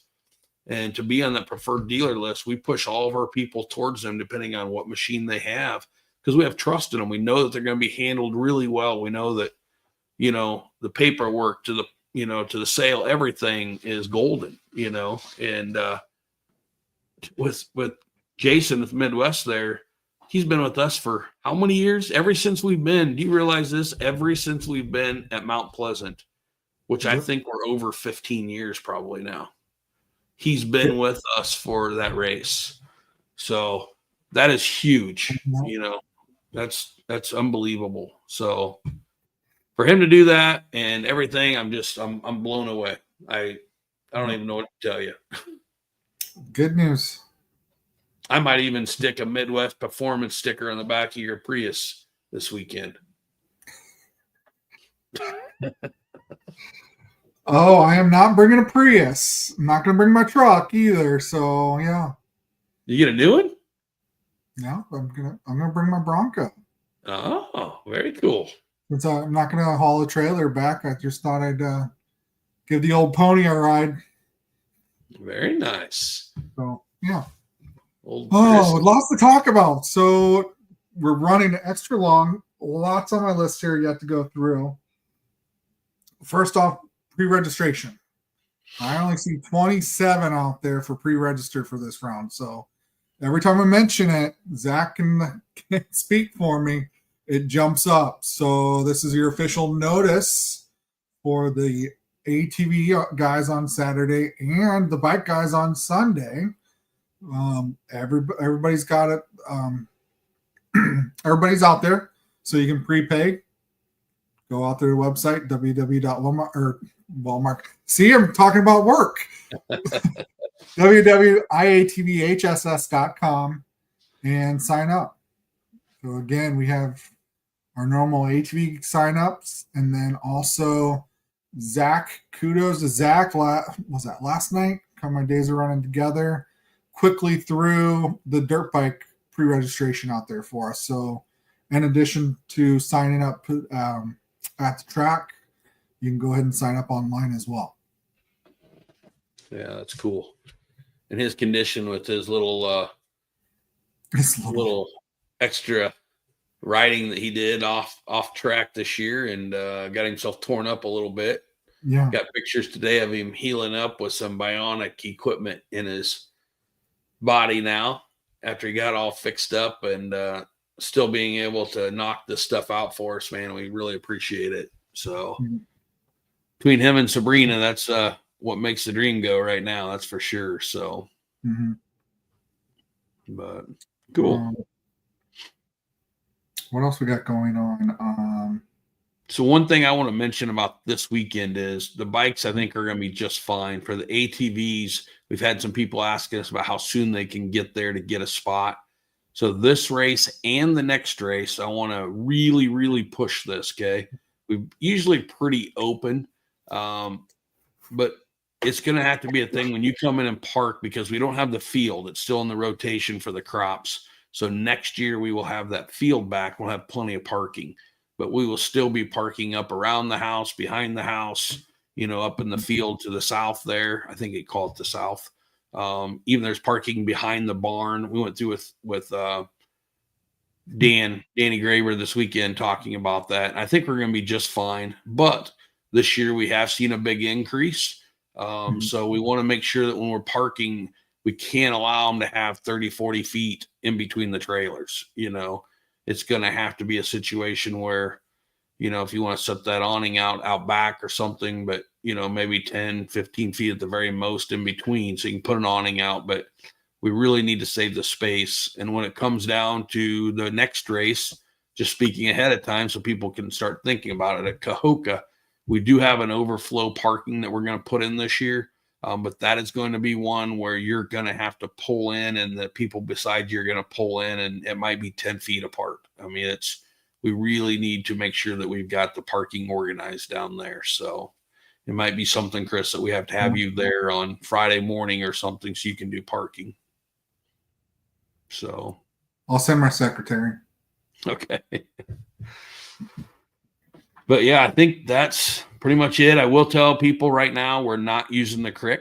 The creek with the weather, that creek goes up. It goes up pretty fast, like an inch, I think is like 4 feet or something like that. That creek goes up. So with the weather, we need to be able to plan on what we're doing. And with this weather forecast, it's not something that we probably want to be messing with. So, but I have seen a couple things already posted today, Chris, the mutter things out there already about it's going to be a mutter. Let me just be clear. There is like a large umbrella up over Mount Pleasant. If you haven't been there the last couple like years, yeah, when it rains, it's like it does not hit Mount Pleasant, especially the track. They've struggled on getting rain. The pond shows that. But I was down there. I think Danny said the day before, it rained like 1.1 inches or somewhere around there. I can't remember exactly what it was. And I couldn't tell it rained at all. I mean, I was excited when I seen the rain. Was it last night, I think? And I called him. Maybe it was just this morning. I called him and said, hey, how much rain did you get? And he said like 20 drops. So there's no chance of it being a mutter as of right now. Now, everything that I looked at, I haven't looked at it this evening, but I try not to. But when I looked, it was like 0.3 one day this week, 0.1. I think the highest was like a 0.7, and all of them was overnight.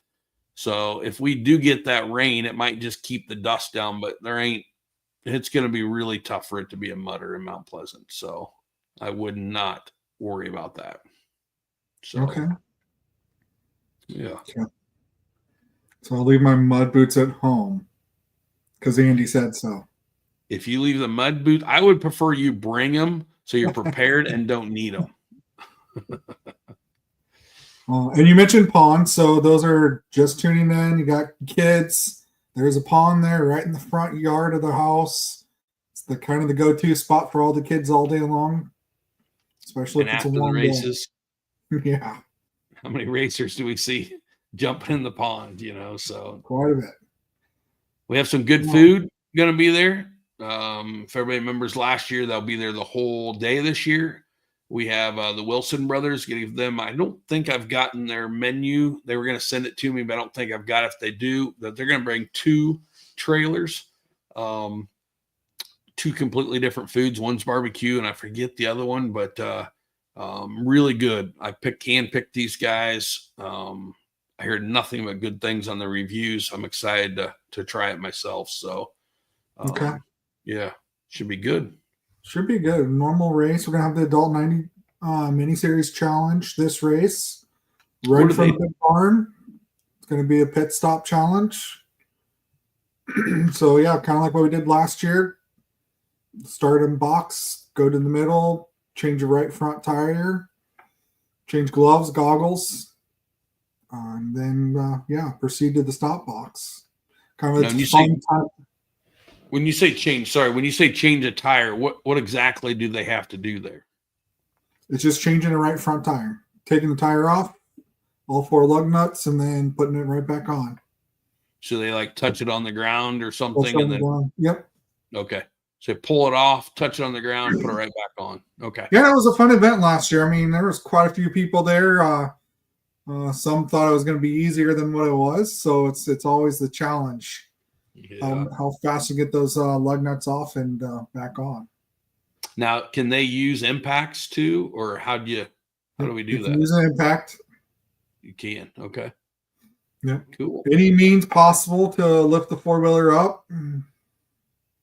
So how many people can be on the team? If I'm racing, how many people can I have helping me? You can have 2 people helping you. So 2 people. So it's a 3-man team then. Driver. Okay. Yep. It's kind of what we allowed last year. Yep. I heard nothing but good things, so I'm excited. Mm-hmm. And of course, the podium will be right there in front of the barn. Mm-hmm. I think last year we had a John Deere sitting close to it, or right inside the barn, put to bed type thing. But otherwise, what's the start? You have start same as last year? The start will be the same as last year. It's a little bigger. So, yep. But we'll be the same. I can't tell you exactly which way we're going. I'll have to reserve that until one of the nights before when we do a live. Yep. I think Jill Moeller, our HR guy, is going to head up maybe the live, the live Facebook this week. So should be interesting. So, but we'll definitely let everybody know which way we're going and stuff and get that all figured out. So, okay. I think that's it for this one. Let's jump over.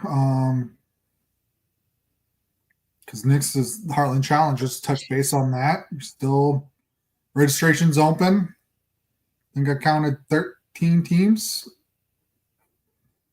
have signed up. I've been pleasantly surprised, Chris, just this week, the amount of people that I've been talking to that's got a team or still forming a team or looking for someone to finish their team.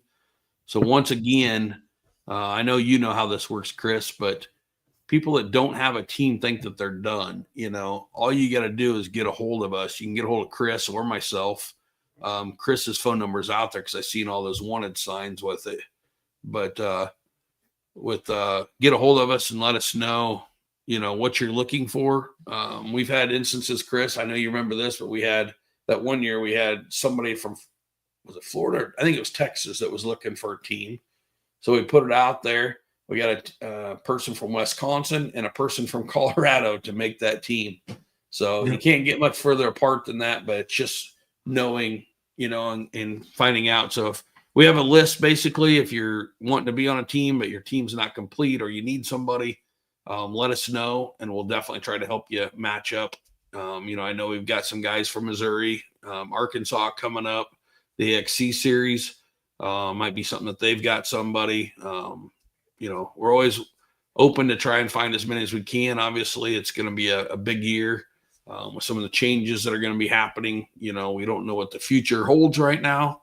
I hate to say it, but it could be the last Heartland Challenge. We just don't know. So we got some stuff we got to get figured out after this one. And I wouldn't want that to slip away and not have an opportunity to take home a golden corn cob, which we have out in the garage ready to go. We had them for last year. So. Got mine. Mine, I had to steal it, but I got one. Oh, yeah. I had a question. So it was brought up and asked this week, and I didn't get a chance to respond. It's been kind of busy. Family class. Mm-hmm. So what is the requirements for family class? So we allow, number one, if you got a good buddy that you consider family, that don't count. If it has to be a cousin, a brother, father, son, daughter, grandma, grandpa, whatever it might be. We also allow, like if, I'm married to Paul's sister, so he's my brother-in-law. We have allowed that, I'm pretty sure. So, but cousins, uncles, we've got several. I remember when I think of the family class, I guess the first thing I think of is the Schrocks, I think they can make up 2 classes, all the racers they got, but it can be several different ones. We got a very special one going this year, that we'll be talking about a little bit more with the Lucas family, with everything that's going to be going on around that. So there's a lot of cool stories come out every year with the family class. It's not just the win, but it's participating together and, and the team that you got, in the pits. It's just completely different. If you've never done it before, it's so different than any other race you've ever done, and every single person, whether it's the cook or whether it's the mechanic or the fuel guy, or the one holding the stopwatch, every single one's as important as the next. So be really cool. But that family class is definitely something that we take a lot of pride and joy in adding that class probably 10 years ago, I'm guessing now, and has been really good. So the one thing that I'm excited to see that I hope really picks up is we have so many youth, and what an opportunity for them to be able to race this. I think, honestly, I've been asked this several times in the last month, like how many people should we have? For adults, it's usually a 3-man team. For youth, when it's only 3 hours and they're used to racing an hour.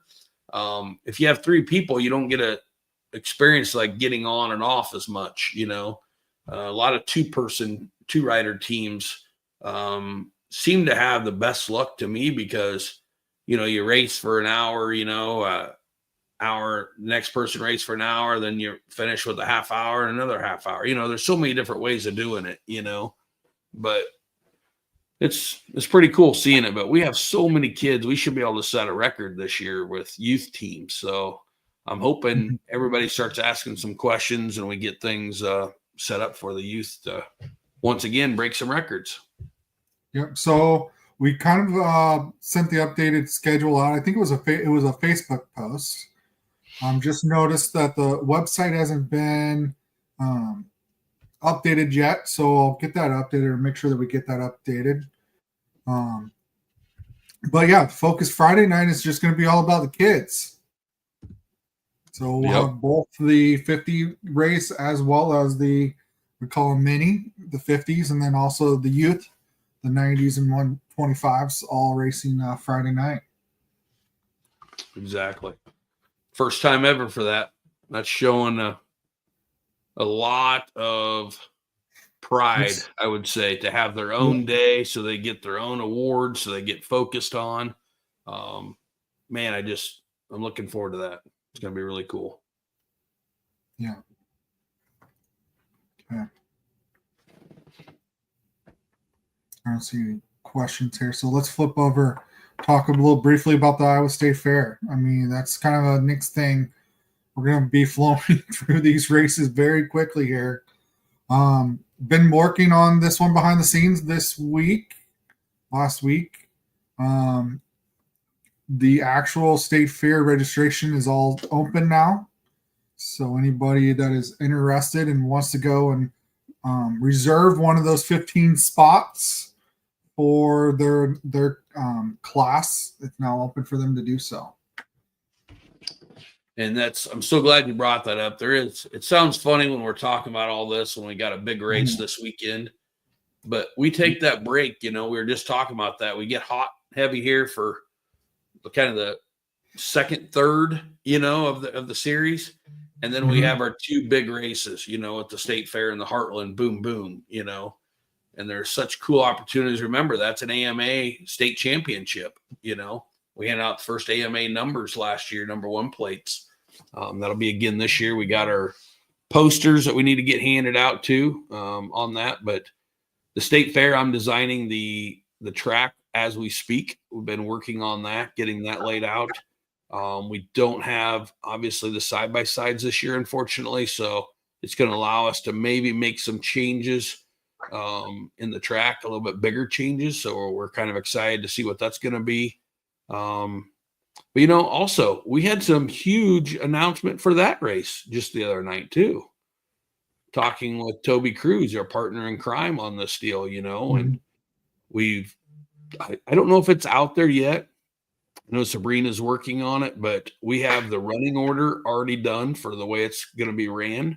We have the classes, obviously the running order on the pre-registration should be out shortly. Everything's out there, our times, the schedule, what time the gates open, everything. We will have more information on the gates on the entrance as we get closer to it. We'll put it out there. But do you remember the announcement that we had, or we found out just was Sunday, I think it was, with the state fair? Is there any kind of incentive to get signed up early? What is the incentive? Well, number one, you can't sign up that day. It's so important for us to be ran. If anybody's been to that race, you guys do just a wonderful job. And I say you guys, I'm talking registration and scoring, because it's easy for us. I'm giving you credit, Chris. I think this is the second time tonight, so do not get used to it. Man, my head's it's getting big. It's that race is so easy for us as far as the track crew. I mean, our guys, Brad and Joe, that do the lineup, put them second toughest job probably, because the registration's pretty darn easy because it's all pre-registered. The scoring has to happen in such a quick thing. People don't give you guys probably or even think about enough credit when I'm starting them. There's times where I'm asking you ready?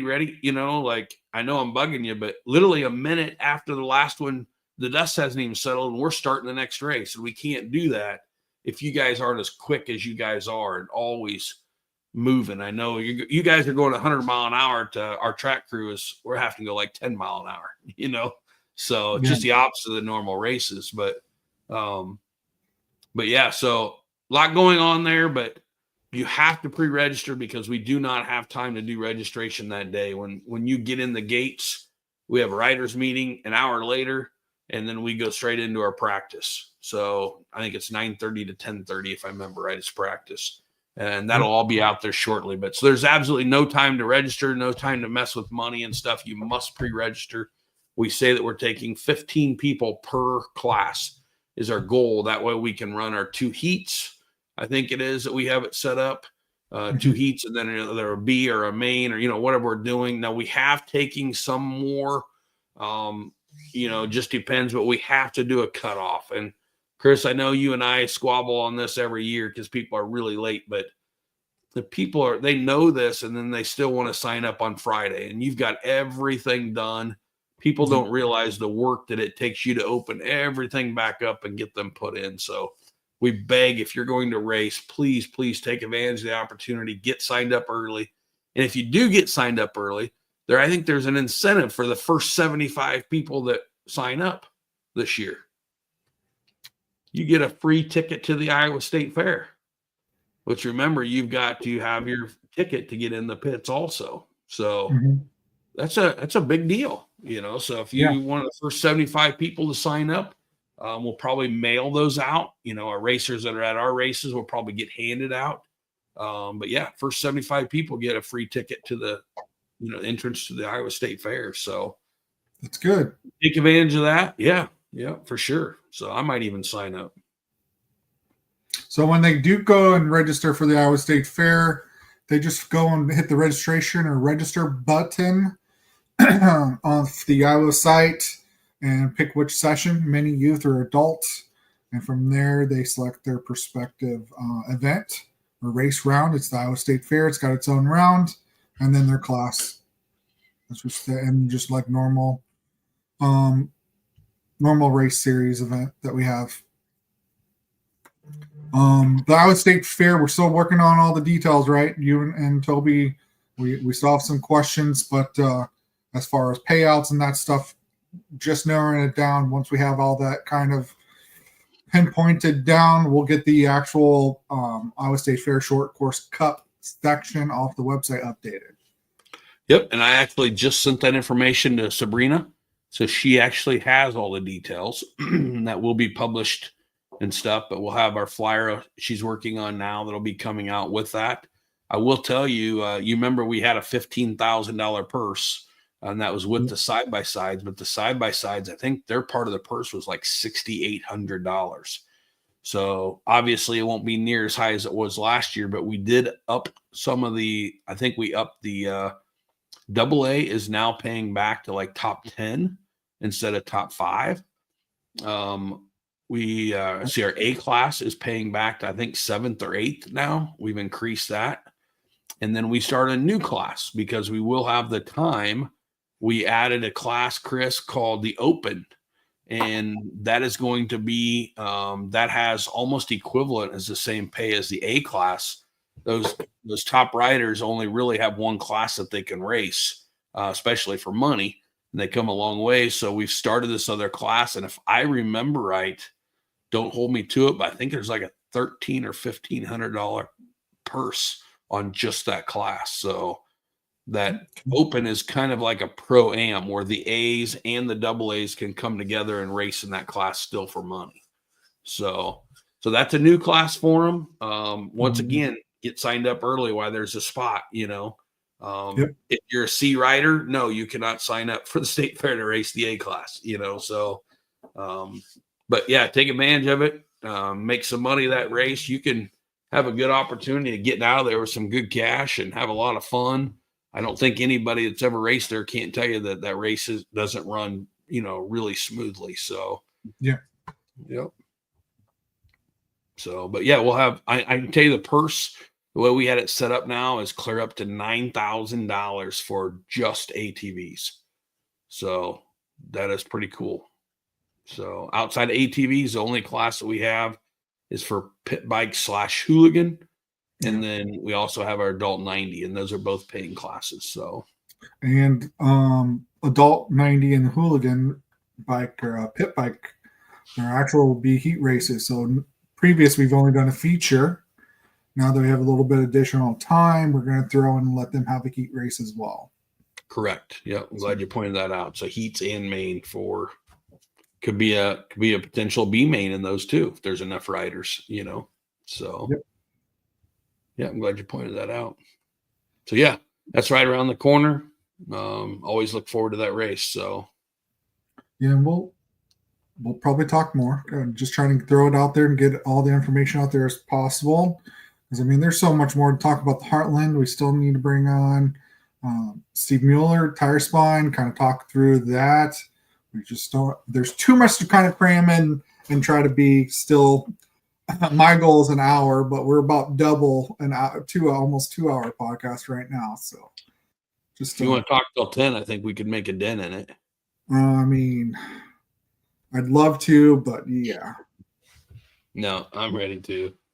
We got a lot to talk about, that's for sure. So, and next week he could not come on tonight. I want to make sure everybody had a family deal, which I respect that. But Jason Smith with Midwest Performance will be on here next week, so he'll be our special guest. We get a chance to thank him, and it'll be after his race this weekend. So, look forward to having him on here next week. Okay. And also, I guess this weekend, since you're going to be there, we forgot to say that again for youth racers.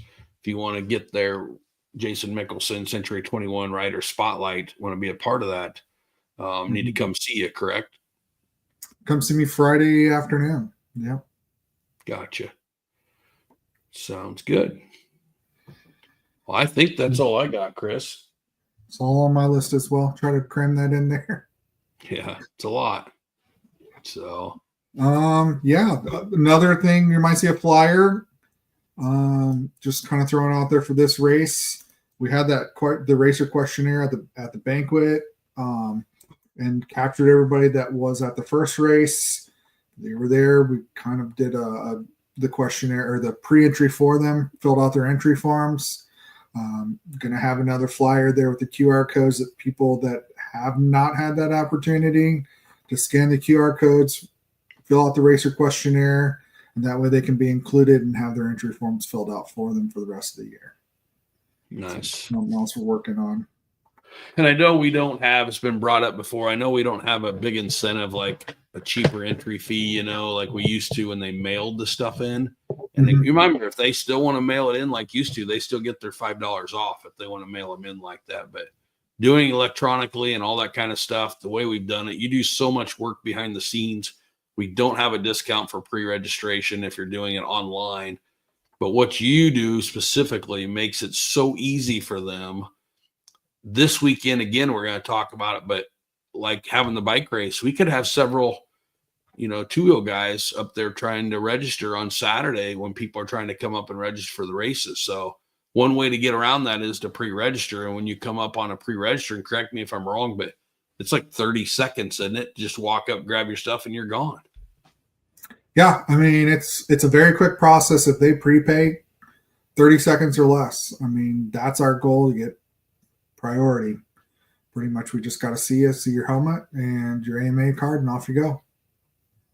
Nice. So that's the goal this year, 30 seconds. And if we're doing your entry form, it still takes some time. We've got to do the payment, still check everything, barcodes and transponder. So nice. That works. I know it's a big plus. I see people taking advantage of that, and I see people in the line look at them like, what the, and they walk up and are turned around and gone, so it makes it nice.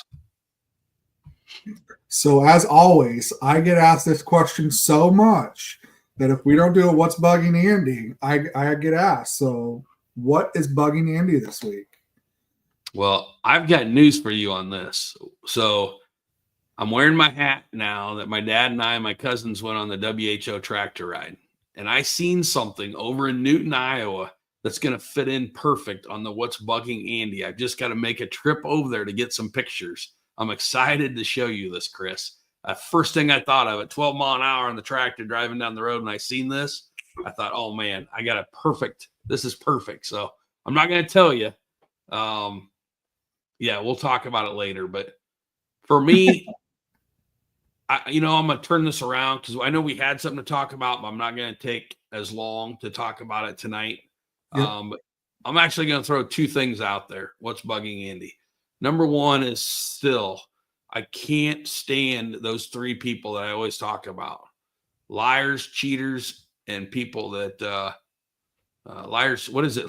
Liars, cheaters, and thieves. Yeah. Yep. And it's all the same. But we were going to talk about cutting the track tonight. I do want to show a video. I want any videos that people see. I don't care who it is, what it is. If you can show me a video, at least make him explain what is happening there, because we got to put pressure on these people that think they've got to cut in order to win a race. And the guys that are out there working their butts off, the gals, they don't deserve that. So sometimes there might be an explanation for it, and that's what we really need. The minimum is an explanation on what happened. So I don't care if it's a first-year racer. I would expect that maybe a little bit more than our double A's. But no matter what it is, the course is laid out very nice. The guys spend a ton of time working on it. Stay on the course, period. End of conversation on that. So the only thing that I'd say is what's bugging Andy is the fact that these opportunities come up. We got such a cool opportunity this weekend for the dirt bike guys, for the ATV guys, to take advantage of this NRA qualifier and go represent their state and their series. We got the Iowa State Fair, huge opportunity for an AMA #1 plate. It's an unusual kind of racing for us. What's that? It's a special plate, right? There's not. How many other series are even offer this type of plate? I think the answer is 0 when it comes to cross country. 0. Only other way you can get it that I'm aware of is GNCC winning their national championship. Yep. So now that's a national. We're not a national. This is called an AMA state championship.